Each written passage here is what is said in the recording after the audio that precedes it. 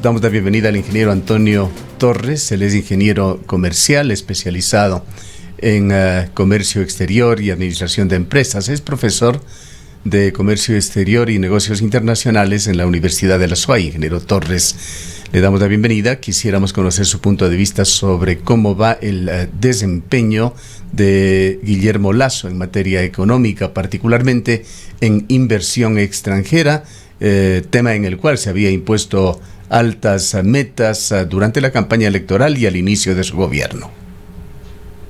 Bien, buenos días. Muchísimas gracias por esta oportunidad. Un saludo a todos los radioescuchas. Bien, Gustavo, como usted lo indicó hace un momento, la inversión es muy importante, la inversión extranjera que se puede realizar en el país. Partamos de eso, porque es una de las pocas formas en las que ingresa dinero al Ecuador, ya que no podemos emitir moneda propia. Tenemos que buscar la inversión extranjera para que el modelo de dolarización subsista. Otra forma en la que puede ingresar dinero es a través de remesas o a través del tema de exportaciones.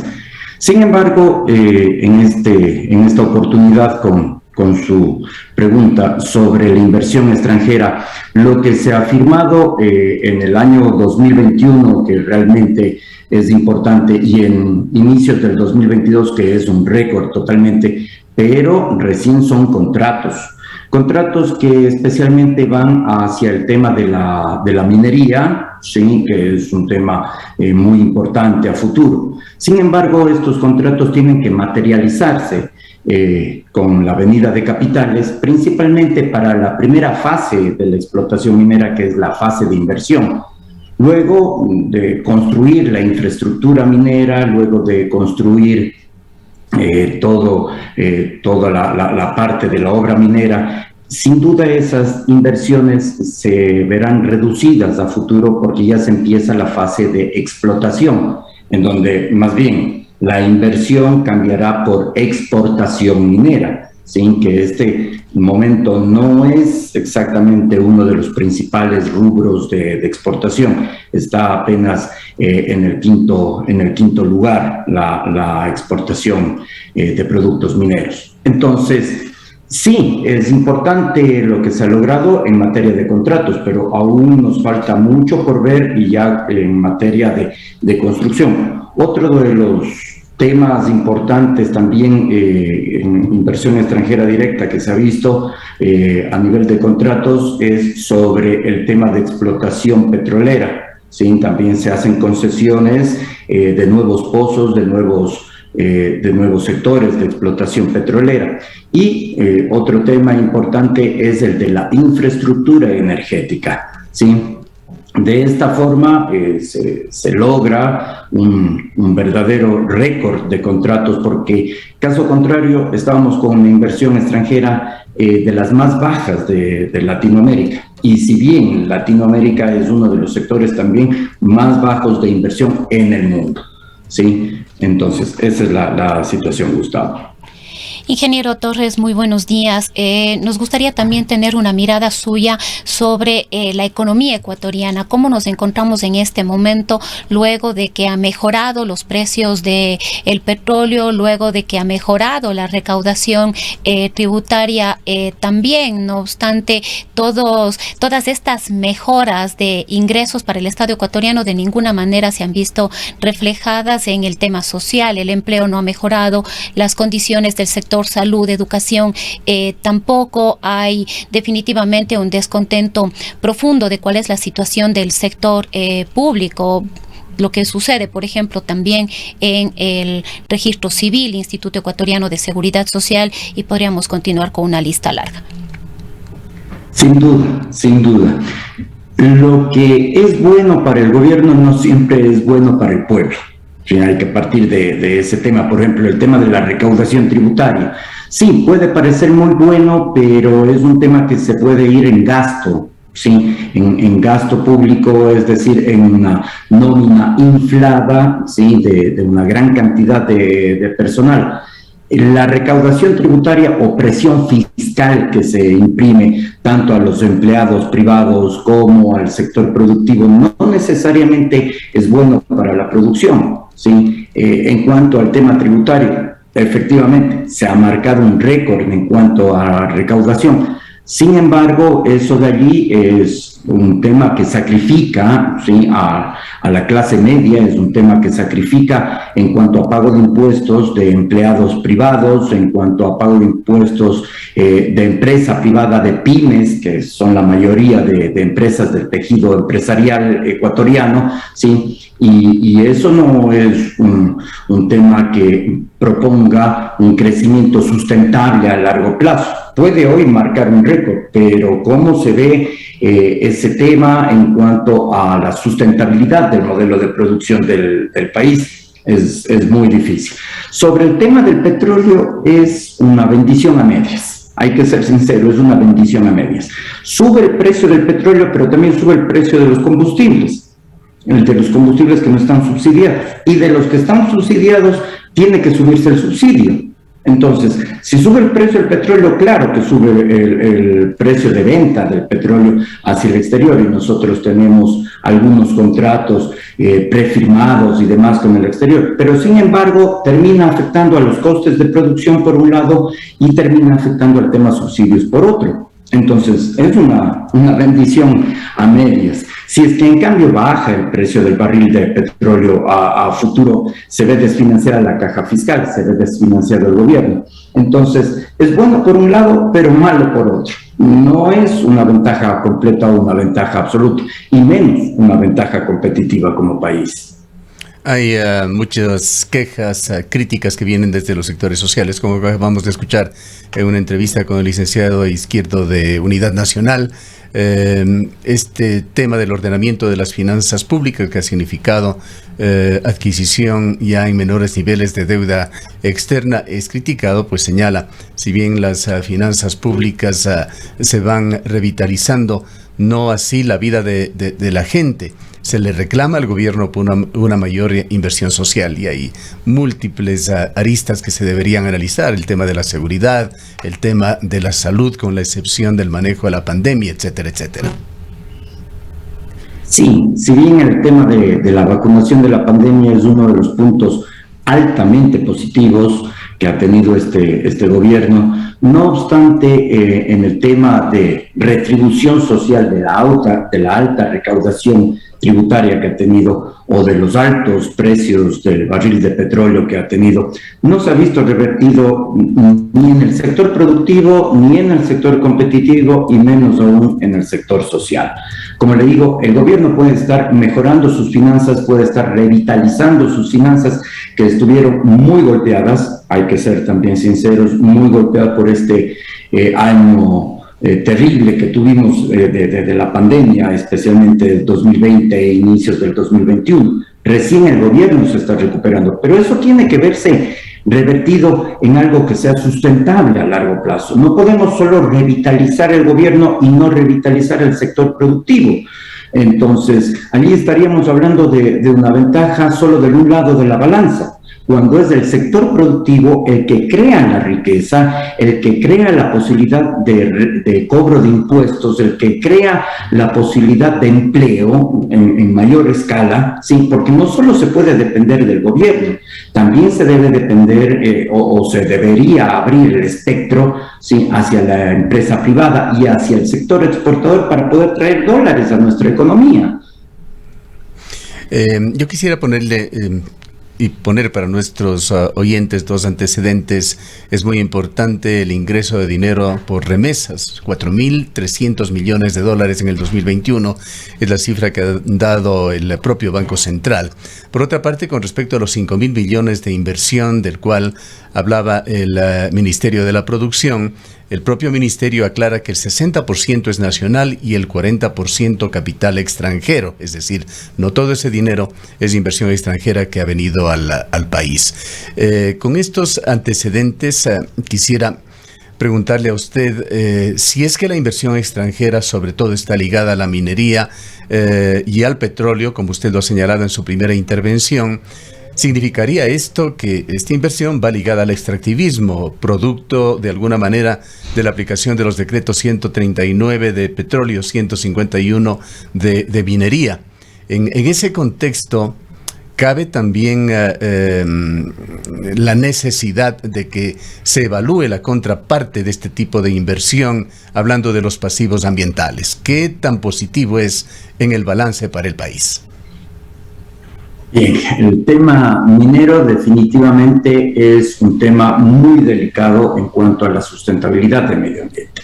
Y debemos recordar que estamos en límites, estamos a los límites de la sustentabilidad del medio ambiente. Existen los objetivos del desarrollo sostenible, existen nuevos modelos de economía circular y demás. Y sin embargo, el tema minero es un tema muy delicado, sí, especialmente por los tipos de minería. Se dice que la minería a gran escala, que es la que está realizando la inversión, una de las principales inversiones del país, es un sector menos contaminante que la minería a pequeña escala o que la minería artesanal o que la minería inclusive ilegal. Es verdad, la minería a gran escala es una minería más controlada, es una minería de mayor inversión. No obstante, sigue siendo un sector altamente contaminante a nivel mundial, ¿sí? Y, por ejemplo, en el tema de la realización de minería en las zonas de recarga hídrica, es un tema demasiado delicado. Y por lo general, y lamentablemente, es allí en donde se presentan los principales yacimientos mineros. Entonces, estamos entre la espada y la pared, estamos tal vez en una situación de empeñar nuestro futuro para poder salvar un presente. Allí la pregunta es qué es lo que estamos dejando a futuras generaciones, porque también el tema de explotación minera es un tema finito, no es un tema que se vaya a dar durante muchísimo tiempo. Ecuador, desde la década de los 70, se ha dedicado a la explotación de recursos finitos, sí, no renovables, y eso de allí no es sustentable como un modelo de desarrollo para futuras generaciones. Y yo creo que este tema debe ser tratado con pinzas y analizado de una manera bastante objetiva, de una manera bastante fuerte, y eso es algo que en cierto momento nuestros gobiernos, no me refiero solo a este, sino en general, nuestros gobiernos no tienen mucho poder ni de negociación en el exterior y tampoco de control con muchas obras que vienen de empresas internacionales. Para muestra basta un botón con el proyecto Coca-Cola Sinclair, sí, en el cual no tenemos poder de control sobre este tipo de inversiones, y este momento es algo casi perdido, ¿sí? Entonces, allí, ¿cuál es la autoridad que tiene el gobierno? ¿Cuál es la fuerza, la potencia que tiene el gobierno para poder controlar este tipo de inversiones? Esa es la pregunta. Y en el tema medio ambiente, mucho más. Pero además, quizás, ingeniero Torres, vale la pena también un análisis de cuán reales son las cifras de los recursos que quedarían en el país. Mucho se conoce de que efectivamente no se compadecen en lo más mínimo frente al daño ambiental que podría provocarse. Hay que ver desde dos situaciones. Número uno, lo que le queda al país por explotación minera, ¿sí? Depende de cómo se hayan negociado los contratos. Los contratos pueden negociarse de dos formas, ¿no? Un contrato ligado al precio de venta, al precio de mercado de ese producto. Es decir, por ejemplo, en la plata, sube el precio de la plata o sube el precio del cobre y al Ecuador gana algo proporcional a esa subida de precio. O se negocia un precio fijo, ¿sí? Que es lo que, por ejemplo, se ha negociado en el tema petrolero ya desde hace algún tiempo, que es, por ejemplo, lo que se ha negociado en el tema minero. Es decir, al Ecuador le queda un determinado porcentaje fijo durante toda la explotación. Eso desde ningún punto de vista va a llegar a cubrir los daños que se pueden ocasionar al medio ambiente. punto uno. Punto dos, la remediación ambiental. Los proyectos petroleros, los proyectos mineros tienen que realizar proyectos de remediación ambiental, de mejoramiento ambiental, de responsabilidad ambiental con el entorno en donde se está realizando la explotación. Y es ahí en donde se viene lo que les comentaba hace un momento, el tema de control que puede tener el gobierno. ¿Cuánta fuerza tiene el gobierno para poder controlar a empresas extranjeras que están invirtiendo en el país? Porque el gobierno sin duda adquiere también un compromiso político, adquiere un compromiso ante esa empresa, y en algunas veces se hace la vista gorda con las infracciones que pueden estar cometiendo estas empresas. Entonces, allí tenemos que ser muy claros y muy enfáticos en el control que debería, o en la fuerza que debería tener el gobierno para ejercer el control ante la explotación minera. En esta fase final del diálogo, ingeniero Torres, quisiera también, quisiéramos escucharles sobre otra de las líneas de acción del gobierno, los tratados bilaterales de comercio o tratados de libre comercio en general. Guillermo Lasso se encuentra en un viaje en Israel, también tratando de promoverlo. El tratado con la Unión Europea, que se lo puso en vigencia el gobierno anterior, evidentemente ha generado resultados sensibles, mejores precios en el mercado en productos de consumo provenientes de esos países como licores o vehículos. Pero no todo es positivo, no todo es bueno. Aquí en la ciudad de Cuenca y en buena parte de Ecuador, en el sector industrial, hay mucho temor, por ejemplo, con respecto al acuerdo con la China. Se piensa que esto podría significar el colapso de una buena parte de la industria ecuatoriana. Aquí en Cuenca se teme por la producción de línea blanca y cerámica plana, por ejemplo. Así es, Gustavo. Lamentablemente no es solamente cuántos acuerdos comerciales firmemos, sino cuán competitivos somos frente a esos acuerdos. Lamentablemente los acuerdos comerciales pueden ser muy ventajosos para el país, pero si no tenemos la competitividad como sector público, con infraestructura, con apoyo tributario a la producción, y también no tenemos un sector productivo fuerte, potente, no podemos salir adelante. Se vienen dos acuerdos importantísimos. El uno con China va porque va. Sí, y el otro, en el que estamos un poco estancados, lamentablemente, con la Alianza del Pacífico. Y aquí, primero me voy a referir al tema de la Alianza del Pacífico y luego en el tema con China. Con la Alianza del Pacífico necesitamos tener acuerdos comerciales plenos con todos los países miembros. Ya lo tenemos con Chile, con Perú, con Colombia. Y nos falta tener un acuerdo comercial pleno con México. No obstante, aquí uno de los problemas por los cuales no podemos llegar a un acuerdo comercial completo con México es por el tema del banano, que es uno de nuestros principales productos de exportación y que en este momento está en una crisis muy profunda por el tema de la guerra, de la invasión rusa a Ucrania. ¿Sí? Rusia ha sido el cliente, el comprador de casi la mitad de la exportación bananera del país.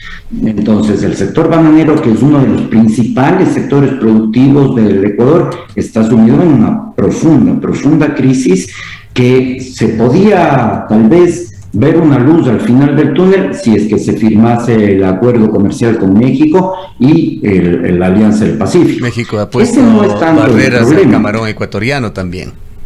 ¿Perdón? Que ha puesto barreras México al ingreso de camarón ecuatoriano.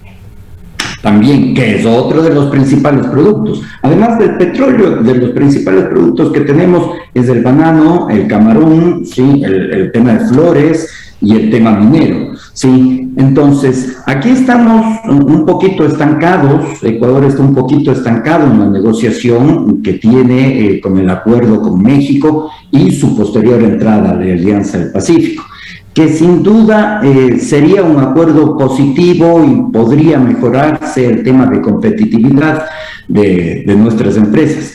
Pero el tema más preocupante aún es el tema del acuerdo comercial que podría firmarse con China, que algunos expertos ya inclusive han dado fechas para este año, para fines de este año o inicios del siguiente. China es un país muy competitivo en cuanto a exportaciones de productos con valor agregado, más que todo en el tema calzado, más que todo en el tema textil, en el tema de cierto nivel tecnológico, pero también es un país muy grande al cual se podría exportar ciertos productos si es que tuviéramos el nivel de producción correspondiente, si es que tuviéramos los permisos correspondientes. Y es por allí por donde viene la gestión del gobierno. O sea, el gobierno tiene que realizar su propia gestión, ¿sí?, y dejar al sector privado que haga lo suyo. El gobierno tiene que realizar su gestión en cuanto a acceso a mercados, ¿sí?, de ciertos productos, especialmente en el tema de frutas, en el tema de alimentos y demás, que son nuestro fuerte, ¿sí?, en el tema flores, por ejemplo. Hace poco se logró el ingreso de la fruta del mango de Ecuador al mercado chino, pero eso fue después de años de haber trabajado en el tema de permisos sanitarios de importación, porque el mercado chino es un mercado bastante fuerte, bastante restrictivo, ¿sí?, en cuanto a ese tipo de productos. Por ejemplo, en el tema de camarón, si el camarón ha crecido como ha crecido en los últimos años en un orden del 20% de sus exportaciones, es porque el mercado chino ya se ha abierto a este producto. Es un mercado con gran potencial también para nuestras exportaciones. Y el Ecuador, el gobierno ecuatoriano tiene que apoyar a la industria privada logrando esos permisos, logrando esa apertura comercial por parte de China. El problema está en que si nosotros tenemos la posibilidad de exportar a mercados tan grandes, porque es el mercado más grande del mundo, ¿sí? Entonces, también va por el lado de competitividad. Ahora, la competitividad no solo para la exportación, sino también para poder recibir y poder competir contra las exportaciones chinas que van a venir. Entonces, allí el gobierno tiene nuevamente que fijarse y bajar un poco esa presión fiscal, por ejemplo, en el sector productivo, bajar un poco la presión fiscal en el sector de comercio exterior, en el sector arancelario también, en cuanto a materias primas, en cuanto a maquinaria, para que nuestra industria, nuestra empresa ecuatoriana pueda subsistir y pueda salir adelante. Bien, queremos agradecerle por habernos acompañado, ingeniero Torres, en esta mañana. Muchísimas gracias, un buen día para todos. Gracias. Ingeniero Antonio Torres es experto en administración de empresas y es profesor de comercio exterior y negocios internacionales en la Universidad de la SUAY.